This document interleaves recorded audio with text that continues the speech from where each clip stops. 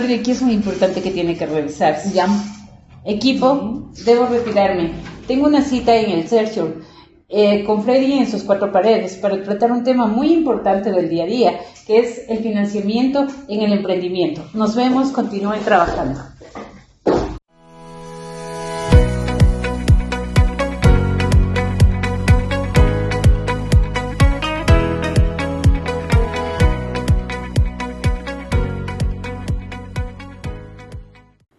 Qué importante es contar con educación financiera para arrancar un emprendimiento o subirle a este al siguiente nivel y crear una pequeña empresa.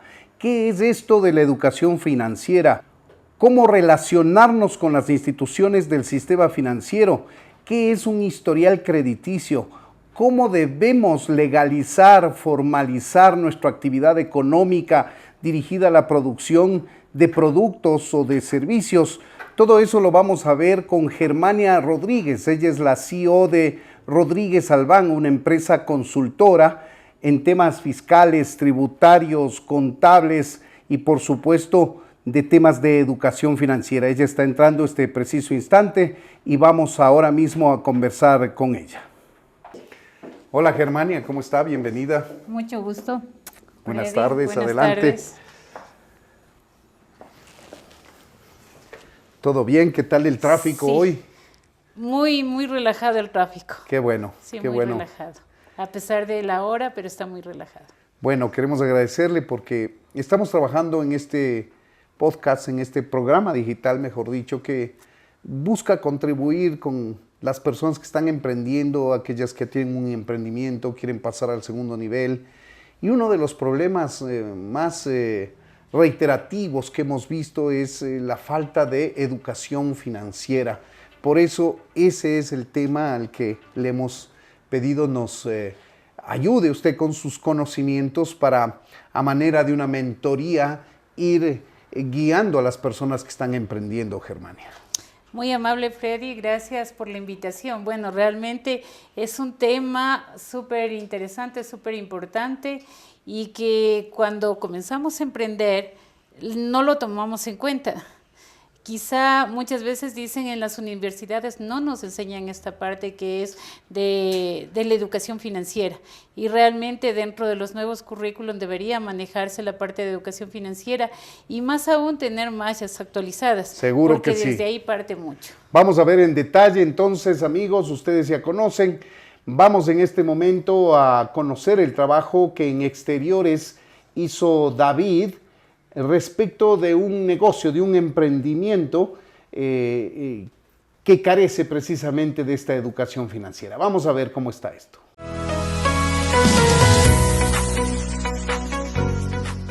Nos encontramos aquí en la prensa y Vaca de Castro, donde conoceremos sobre la educación financiera, el financiamiento y también la formalización del emprendimiento. Así que acompañen. Nos encontramos aquí con Marlene Vázquez, una dueña de Autolujos. Muy buenos días, Marlene. Buenos días. Coménteme, para iniciar su emprendimiento de autolujos, ¿cómo inició? ¿Tal vez tuvo que pedir préstamo a algún banco? Primero tuve unos ahorros, que con eso me fomenté un poco el negocio. ¿Y tal vez algún préstamo, alguna entidad financiera? Al principio tuve que sacar el préstamo de Banco de Pichincha, que me dieron un préstamo de $5,000. Y coménteme, tal vez al momento de pagar este préstamo que usted me comenta, ¿se le hizo complicado, se le hizo difícil pagar las cuotas? Sí, se me hizo bastante complicado porque como recién empezando, se nos hizo medio complicado. Tal vez tenía otro tipo de gastos que... Sí, la colegiatura de mis hijos, que estoy pagando. Obviamente ellos son pensionados y tuve que pagar también un monto de eso. Y ahorita estoy pagando un préstamo que significa Plan Mujer que me dio el Banco de Pichincha. Toca salir una esquina adelante. Lastimosamente ahora estoy yo sola, estoy manteniendo yo a mis 2 hijos. Dando gracias a Dios, el Banco de Pichincha me dio la mano para conseguir el préstamo. Se me fue un poquito más ágil, como ya tuve el préstamo anterior, entonces ya se me hizo un poquito más fácilmente de adquirir el préstamo. Y sobre la formalización de su negocio, ¿usted qué tipo de trámites ha tenido que hacer para formalizar su negocio? Tal vez usted tuvo que sacar el RUC, LUAE. Sí, todo eso sí tengo dando, gracias a Dios todo el día. ¿Ha sido fácil, difícil el trámite? Al principio fácil porque el plan, como yo digo, ahorita yo soy sola y sí me dificultó un poco porque como da un poquito como más demoroso, algo así. Sí. Seguiremos aquí buscando más emprendimientos aquí en La Prensa y Vaca de Castro, donde también conoceremos sobre su financiamiento y legalización.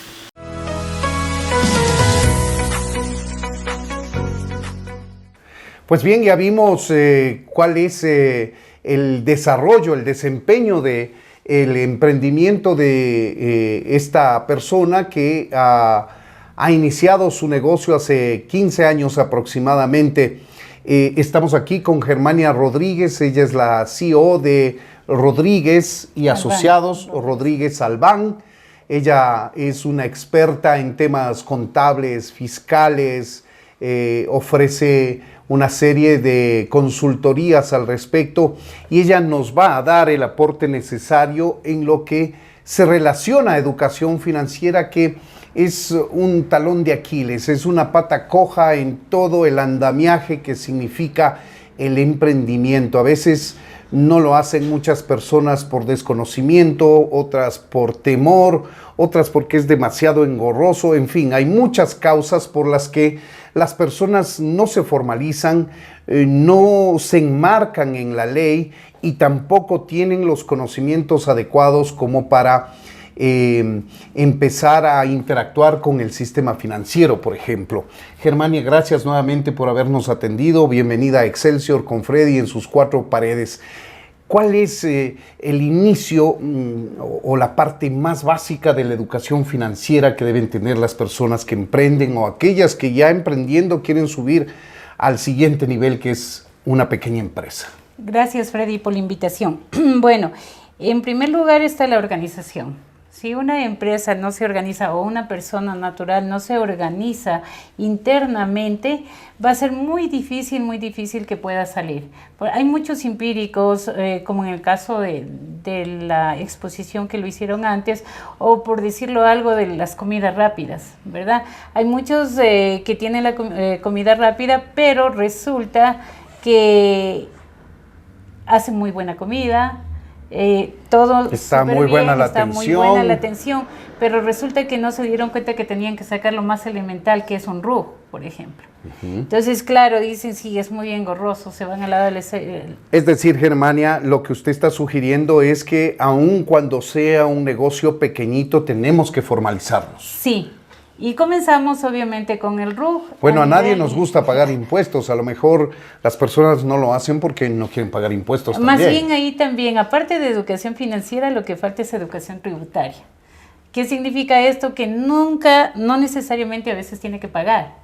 Y la gente se asusta. Una cosa es declarar y otra cosa es pagar impuestos. Son dos cosas muy distintas.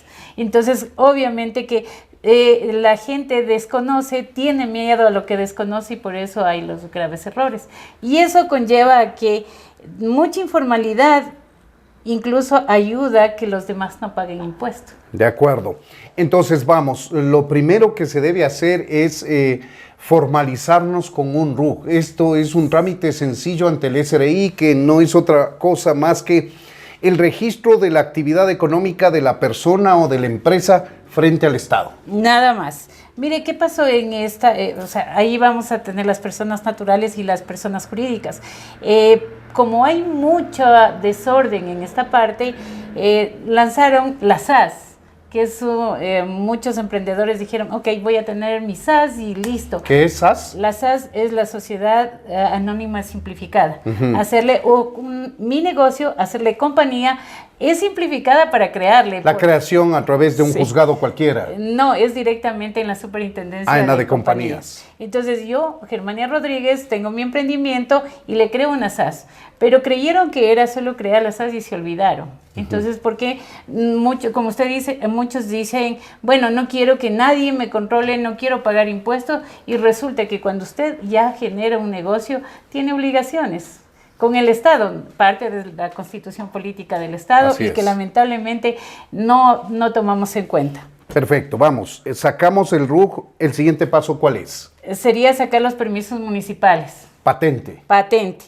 Entonces, claro, la patente le dice un porcentaje de su capital, pero como de pronto abro con $100, porque eso decía la SAS, que puede abrir con un capital muy bajo, abre con $20, con $100, el 10% no le da, entonces pusieron el mínimo de $10. Pero ya usted se legaliza en el municipio. Luego es la LUAE. Claro, La licencia única de actividad económica. Sí. Todos estos trámites, la LUAE sí es un poquito engorrosa.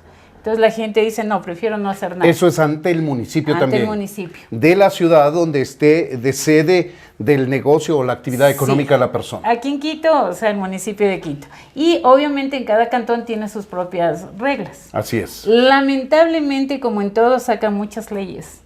Primero, no hay difusión. Y segundo, el desconocimiento. Se van reformando también. Y se van reformando y luego piensan, anteriormente no había cruce de información. Yo podía tener mi RUC y no pasaba nada. Hoy ya hay, todos los organismos de control están como que interrelacionados, interlazados, que a la larga, si yo saqué un RUC, ya el municipio sabe que yo debo una patente.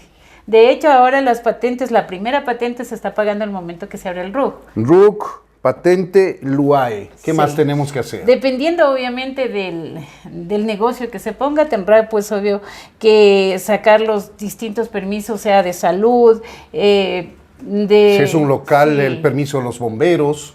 Para la LUAE tenemos que sacar el permiso de los bomberos. Entonces, que debería hacerse más simplificado y organizar. Y en un solo sitio, pues sacar todos, ¿no? Entonces, sí. Ahí viene, entre comillas, la ley de suelos.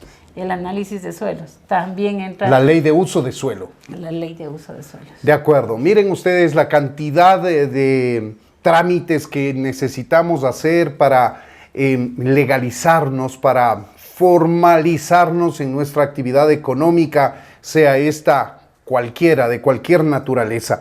Ahora, Germania, hablemos un poco de que ya nos formalizamos.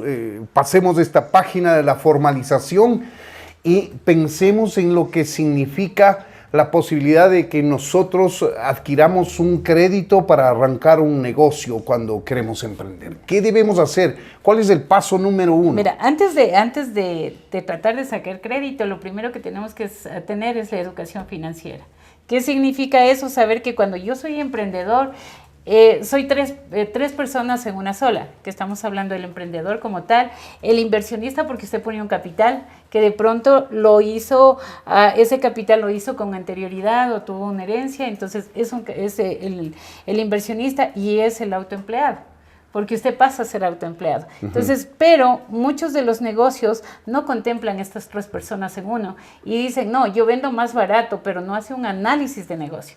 Entonces, antes de ponerse al negocio, sí, el negocio sale de una necesidad, que puede ser del un lado o del otro, la necesidad suya porque quiere apoyar a alguien. En mi caso, mi necesidad era hacer lo que me apasiona, capacitar a las personas porque vi una necesidad de capacitación del contador, ¿ya?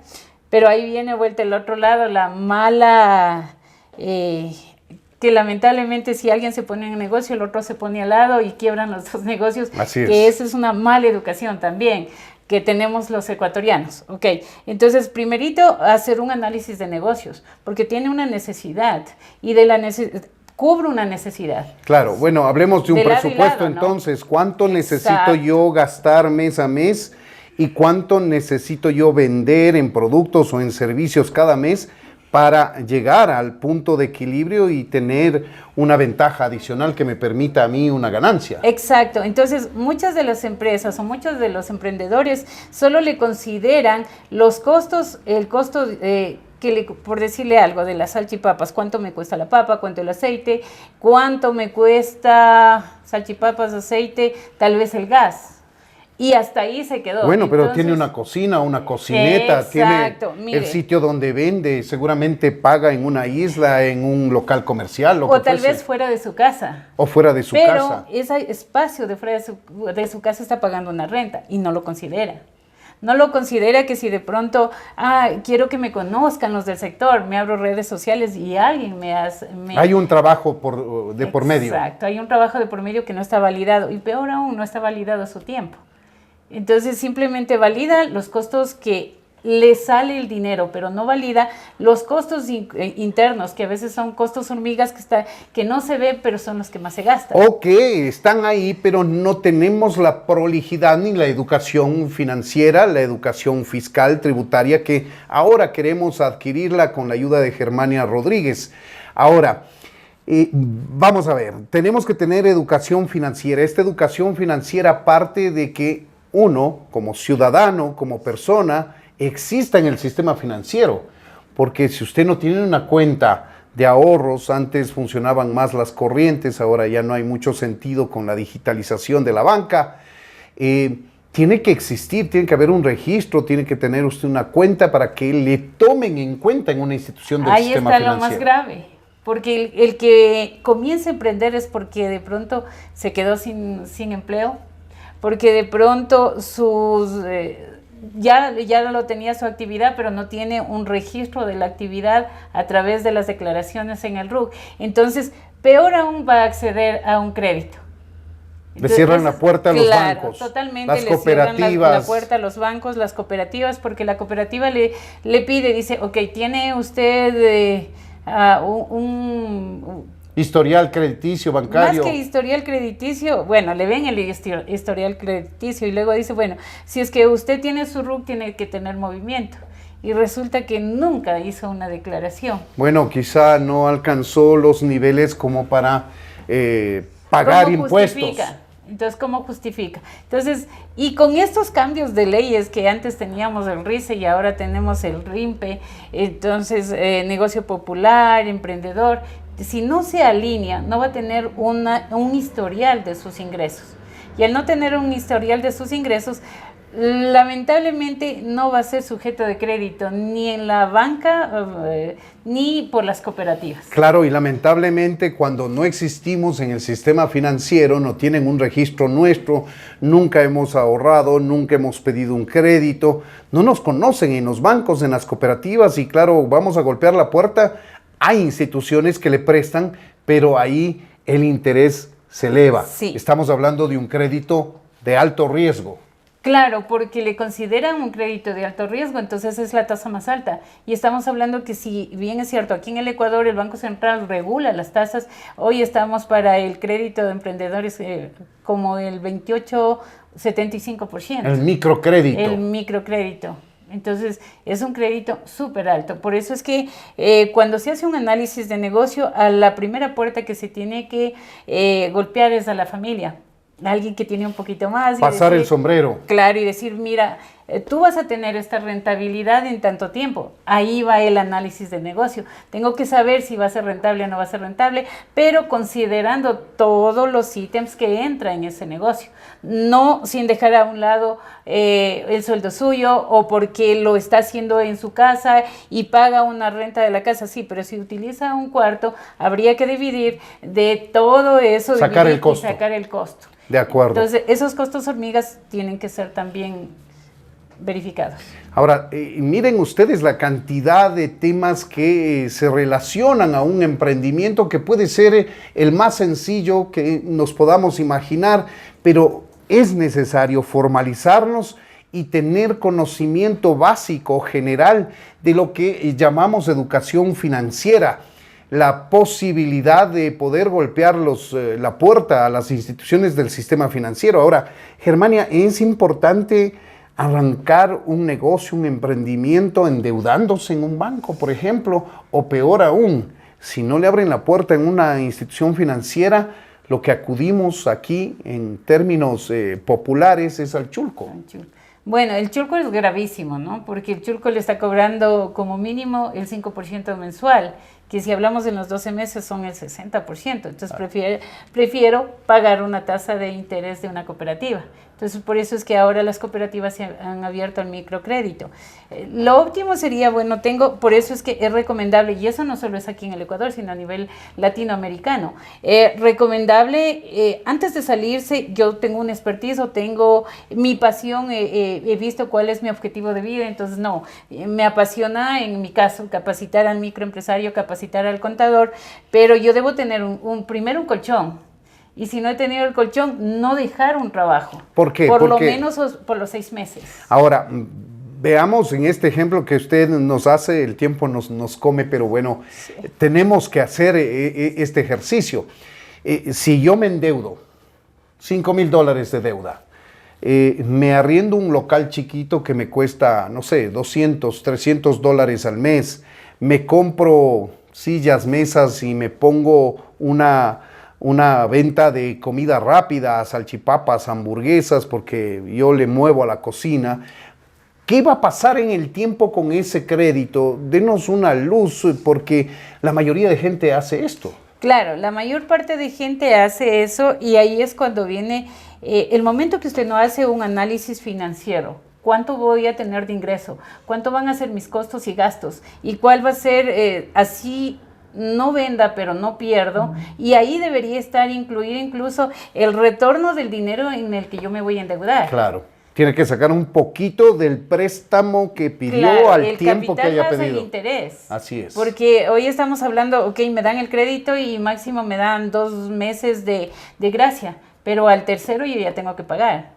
Entonces, y eso es lo que pasa lamentablemente aquí en el Ecuador, que usted lo que hace es endeuda y primero compra todo lo que necesita y se quedó sin dinero para la materia prima o para lo que es la esencia del negocio y ya no tiene dinero para vender.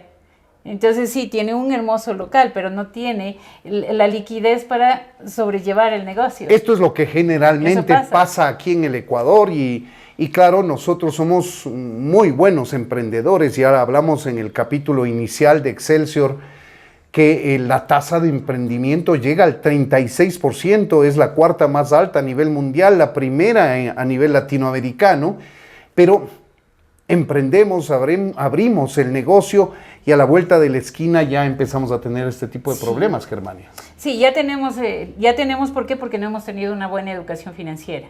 Y porque de pronto me vendo las salchipapas, pero vendo sin la legalidad.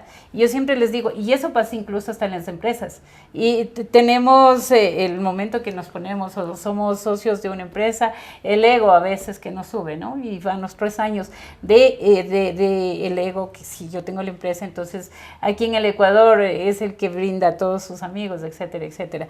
Y no se dio cuenta que tiene que pagar un capital y un interés. Entonces, si dentro de mis egresos no está, porque una cosa es con costos, gastos y otra cosa es egresos, pero si dentro de mis egresos no está contemplado la devolución del préstamo más el costo de los intereses, téngalo por seguro que va a fracasar. Entonces fracasan los negocios y el momento que fracasa no tiene dónde pagar. Ahora, una última pregunta antes de irnos a ver los tips que recomiendan los jóvenes que forman parte de Excelsior para hacer o propender a una educación financiera.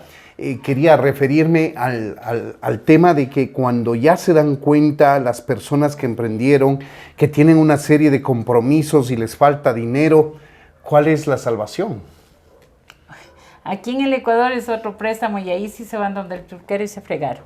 La salvación sería paralizar, hacer el modelo del análisis de negocio que le decía, contemplar bien en qué tiempo yo voy a tener mi punto de equilibrio para saber si pierdo o gano. Claro, pero déjeme interrumpirle aquí. El problema es que si yo me pongo una venta de comida rápida en la esquina, yo no sé, puedo presumir que puedo vender unas 50 salchipapas y unas 40 hamburguesas, pero eso no es en la realidad. ¿Cómo hago yo para saber y tener un estimado de cuánto puedo vender?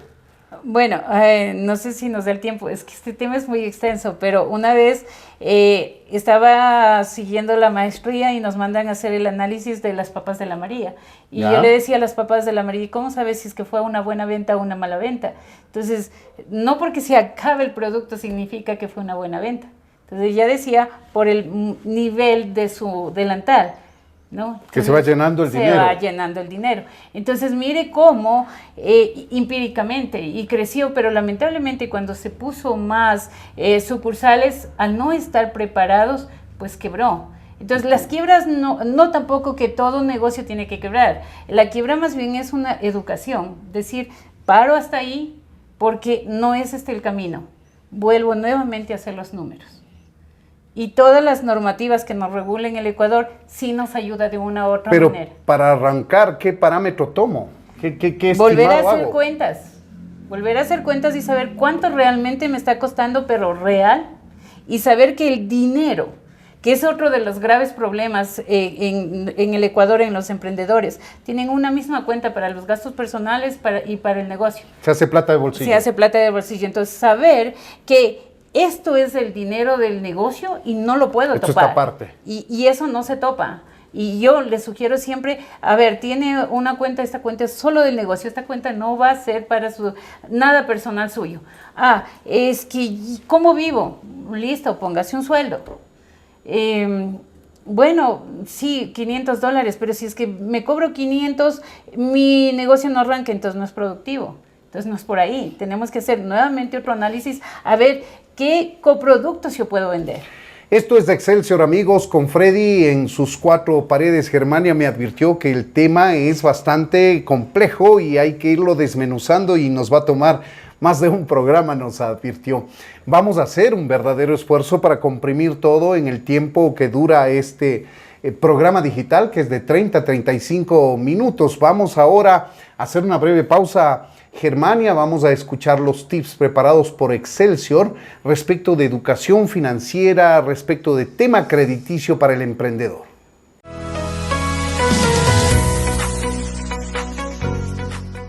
Hola comunidad de Excelsior, aquí te dejo 5 tips para mejorar tu educación financiera. 1. Controla tus gastos a raja tabla. Lleva un registro de tus gastos mensuales y establece un presupuesto por cada categoría: alimentación, transporte, entretenimiento.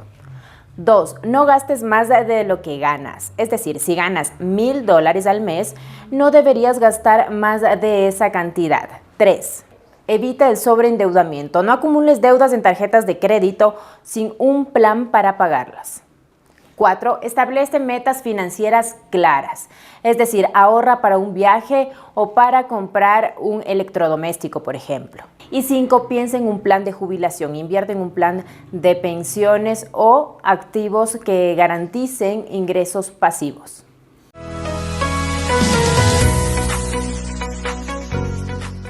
Pues bien, ahí tienen ustedes algunos de los tips que deberían atenderse cuando de emprender un negocio se trata, con acento en la educación financiera, con acento en la búsqueda de crédito para emprender o para pasar su emprendimiento al siguiente nivel, que sería una pequeña empresa. Como ven, ya estamos con nuestra pizarra sobre la mesa, porque le hemos pedido a Germania que nos simplifique toda esta primera explicación en los pasos fundamentales de lo que se requiere para arrancar un emprendimiento, formalizándose, claro, pero también buscando la rentabilidad y que este negocio que hemos pensado que podemos hacerlo, que nos gusta hacerlo, también nos rinda frutos, Germania. Sea sostenible. Así es. Bueno, vamos a hablar rapidito, ¿ya? Juan Piguave, que es el que siempre les utilizamos ponemos en los ejercicios, tenemos que tener los ingresos, que van a ser, esto se llama ingresos ordinarios, que va a ser el producto de la venta, ¿sí? Vamos a tener entonces nuestros ingresos y supongamos, nuestros ingresos van a ser de $100. Entonces lo óptimo, vamos a tener por el otro lado los costos de ventas. Aquí me va a conllevar todo lo que es la materia prima, la mano de obra y los costos indirectos. Como le decíamos, la renta es un costo indirecto porque no va ligado. Y esto debería tener máximo un $40. Luego vamos a tener los gastos. Que en este caso sería un 40%. Un 40%. Luego vamos a tener los gastos. Los gastos, en estos vamos a hablar los gastos generales, gastos generales, gastos de interés, que no van a repercuten directamente, pero sí son necesarios. Entonces, en esto tendremos que máximo tener un 14%, por $14. Entonces, vamos a tener aquí una utilidad o una rentabilidad que estaríamos hablando de $46. Entonces, si tenemos esto bien claro, conciso, no, va a ser diferente, y aquí tenemos 44. Entonces, tenemos que ver qué gasto es el que está, que no es necesario, para poder llegar a un punto de equilibrio. ¿Qué es el punto de equilibrio? Lo que tenemos, las ventas o los ingresos, y acá tenemos los costos y los gastos. Entonces, cuando yo voy teniendo mayor costos, menos ventas, más ventas, menos costos, va a llegar un momento en que trazamos y vemos en qué momento tengo yo mi punto de equilibrio en cuanto de venta con una minimización de costos. Entonces, ahí puedo decir que estoy llegando al punto de equilibrio. A muchas personas les puede parecer compleja la terminología, esto de punto de equilibrio, esto de chulco. Muchas personas quizá no saben y por eso quisiéramos en esta parte del programa ir aclarando algunos conceptos para que la comprensión de todas las personas que nos miran sea absoluta de este programa, porque ese es precisamente el objetivo, contribuir en este caso, a lo que se denomina la educación financiera, que es una pata de la mesa muy importante cuando de emprender un negocio se trata, Germania. Hablemos de qué es esto del chulco, esta palabra criolla ocupada en el Ecuador, no sé si en América Latina, pero los que tenemos más años lo conocemos plenamente a este término, y quienes tienen menos edad a lo mejor ni siquiera lo han escuchado. Por eso quisiera una definición muy rápida de lo que significa el chulco. Bueno, el chulco o la usura es un dinero, un capital que le dan a usted, que puede ser el llamado capital de semilla, pero a intereses súper altos. Pero no le da una institución financiera no le formal. Da, sino una persona que tenga dinero y pues está... Y aquí en el Ecuador por un largo tiempo había personas que solo vivían de eso, era su negocio, y ahí en ese entonces me acuerdo era el 10%, lo que significaba al mes, lo que significaba que en el año pagaba el 120%, o sea, terminaba, nunca podía terminar de pagar el capital. Era una bola de nieve. Porque solo en intereses se iba muy alto. Trabajaba para el chulquero. Y hoy en día, que es gravísimo aquí en el Ecuador, y que espero que no caigan muchas personas que están cayendo en lavado de dólares, que es otro que le están viniendo, casi como las vacunas, pero... Ese es un buen tema, porque, claro, por ahí puede aparecer alguien casi altruista, que quiere ayudarle a arrancar su negocio y le dice, no importa, no, me devuelves solamente el 50% de lo que te presto. Y ese es uno de los mecanismos que utilizan para lavar dólares. Sí, pero eso es entre comillas, porque les hacen firmar igual documentos y lamentablemente no tenemos esa cultura de la lectura. Y les hacen, y conocí hace poco que estaba desesperada esa señora. La lectura dice a la letra chiquita se refiere. Sí, la lectura, porque les hacen firmar, entre comillas, pagarés, solamente es una formalidad, falso. Ahí está inmerso de que primero no pueden ir solo con créditos, sino con varios créditos, punto 1. Punto 2, que tiene que ya desde el primer mes irle pagando algo de interés. Sí, y nunca terminan de pagar. De acuerdo. Vamos ahora al punto de equilibrio. Esto que parece un término muy difícil de entender. Yo intenté traducirlo al nivel más básico, pero quiero pedirle a usted, Germania, que haga el esfuerzo de definir de una manera muy sencilla qué es el punto de equilibrio. Bueno, punto de equilibrio es donde ni pierdo ni gano. Pero ya estoy perdiendo porque pongo un trabajo y no tengo rédito de aquello. Por eso es lo que le decía, que dentro de los costos tiene que estar incluido el sueldo suyo. Y casi aquí en el Ecuador no lo hacen así. Sino que si el vecino da a $10 el lavado de autos, yo le pongo a 4 sin darse cuenta cuánto realmente está gastando. Y ahí es cuando viene la liquidez. Entonces, cuando usted pone todos sus costos y sus gastos y llega un momento que no tiene ni pérdida ni ganancia, o sea, sacó para cubrir. Ese es el punto de equilibrio. ¿Y en qué tiempo normalmente se alcanza el punto de equilibrio en un negocio que apenas empieza? Depende del negocio, pero por lo general se supone que son de 6 a 3 años, de 6 meses a 3 años, dependiendo del tipo de negocio. Por eso es que se habla de la media de 3 años de que no sobreviven los emprendimientos, porque una u otra cosa de esta mesa, una de las 4 patas de esta mesa no funciona bien y termina echándose a pique. A nivel internacional, estos 3 años le llaman el Valle de la Muerte, porque pasa del egocentrismo, que es hasta año y medio más o menos. ¿Qué quiere decir con egocentrismo? Que se siente orgulloso de ser dueña yo soy de su dueña trabajo. de la empresa, Ajá. yo esto, yo el otro, y resulta que cuando somos dueños de empresa a veces trabajamos más que cuando somos empleados.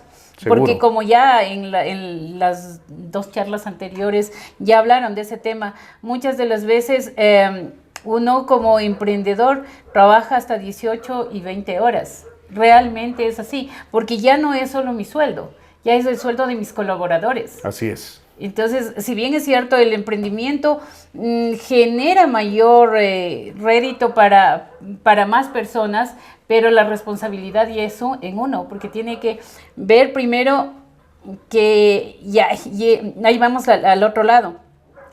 Yo puedo dar mi servicio, igual hay ventas, pero se vende a crédito. Y si no puedo cobrar el crédito, entonces yo conocía a un emprendedor que quebró solo por dar crédito. Claro, le resta la liquidez, se queda sin el dinero para ir rotando su producto o pagar lo que necesita para brindar su servicio. Sí, y ahí va vuelta ya de las personas que pasan estos 3 años del Valle de la Muerte, que ya va como a una estabilidad, pero si en esa estabilidad no logran lo que es la organización interna, como le decía, desde el inicio, del día 1, yo ya debo organizarme mis finanzas. Saber cuánto tengo que tener el punto de equilibrio, y segundo, después del punto de equilibrio, saber que yo tengo dejar un porcentaje para nuevas inversiones, Ahora, para un ahorro. Ahora, mirando todo esto, ya como usted nos está explicando los números, mucha gente se va a asustar y va a decir, no me voy a meter en esto. ¿Qué les diría usted a aquellas personas? No es no meterse, es educarse. ¿Se toma riesgos? Sí se toma riesgos, pero el que no toma riesgos no sabe hasta dónde puede llegar. Ahora, si somos educación. Si somos campeones para el emprendimiento, ¿cómo es que desde la escuela, si no es desde la escuela, desde el colegio, y si no, por último, en la universidad, materia obligatoria a todos los estudiantes, sea cual fuese la carrera que estudien, que prefieran, debería incluir educación financiera, porque ese es el futuro que nos va a corresponder en algún momento de la vida, si no desde el inicio de la vida productiva? Bueno, como docente universitaria, por ejemplo, yo a mis estudiantes les hago la pregunta, ¿desde cuándo ustedes conocen de educación financiera? Algunos dicen en la universidad. Yo les digo, es falso. Porque desde el momento en que le bautizaron al niño, ya de 2, 3 años, ¿no es cierto? Le bautizan y el padrino le da un dinero. El niño ya sabe si ese rato quiere salir corriendo a comprarse su auto que le gustó, o si quiere comprarse en caramelos.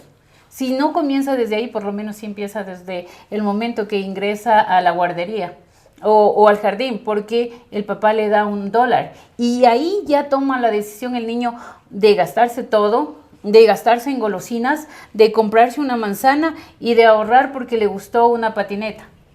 Claro. Pero lamentablemente eso no fortalecemos. De acuerdo. Y deberíamos fortalecer. Así es, y en otros países, en Europa, en Asia, pues este es un tema muy recurrente en la educación, desde niños hasta adultos. Lamentablemente, esta educación financiera no la tenemos. Y los jóvenes, por ejemplo, que todavía viven en casa, que les mantiene su padre, su madre, viven en un techo pagado, y su misión es estudiar nada más, y por ahí tienen algún dinero, en vez de gastarse deberían ahorrarlo. Ese es el momento específico para empezar con el ahorro, Germán. Sí. Desde el momento que alguien le obsequia un dinero, desde el momento en que algún momento yo creé un colegio y les daba desde el primer año como extracurricular emprendimiento, y ahí comencé a que se ahorren y con su ahorro vayan produciendo lo que más les gustaba. Entonces, desde ese momento es que ya hay que irles educando. Y más aún cuando en el Ecuador tenemos, entre comillas, el capital semilla, pero alcance a llegar a ese capital semilla. Muy difícil. Muy difícil. Tenemos la ley orgánica de emprendimiento, requisitos, donde que igual le dice por qué. Mucho amiguismo también. También. Entonces, cuando las cosas se transparenten y las personas, los estudiantes, cojan un mea culpa, no esperen solamente lo del profesor. Y como yo les digo, la universidad tiene que transformar la educación. Y no solo la universidad, sino desde el colegio. Capacitación por competencias. O sea, saber tú eres bueno para esto, pero te falta esta competencia. Así es, y de complementar esa los manera conocimientos. complementamos y sacamos profesionales competentes para el servicio a la comunidad. Nos quedó corto el tiempo, amigos, como en los programas anteriores también. Nos hemos divertido mucho, hemos aprendido mucho, porque recuerden, estamos emprendiendo. Este es un emprendimiento y en cada programa nosotros nos estamos nutriendo, primero preparándonos para la entrevista y luego escuchando a quienes manejan con solvencia el tema, en este caso financiero, la educación financiera necesaria para emprender y para subir al nivel siguiente cuando ya tenemos un pequeño negocio. Queremos agradecerle a Germania Rodríguez, consultora en temas contables, crediticios, financieros, fiscales, que ha tenido la bondad de ayudarnos a entender de mejor manera esta parte que es a veces árida, parece difícil porque se trata de números, porque son términos complejos, pero agradecemos el esfuerzo que ha hecho usted, Germania, para ser lo más asequible posible con su lenguaje.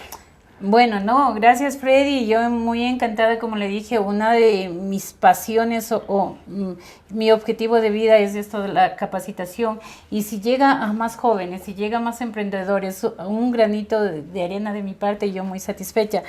Lo que sí debo decirles es que todo lo que hacemos debemos transformarle a números, porque lo que no medimos no sabemos si tenemos que mejorar o tenemos que mantener. Con ese mensaje final nos quedamos, amigos. Hasta la próxima. Aquí nos despedimos. Esto fue Excelsior con Freddy en sus cuatro paredes. Hasta luego, Germania. Hasta luego, Freddy. Muchas gracias.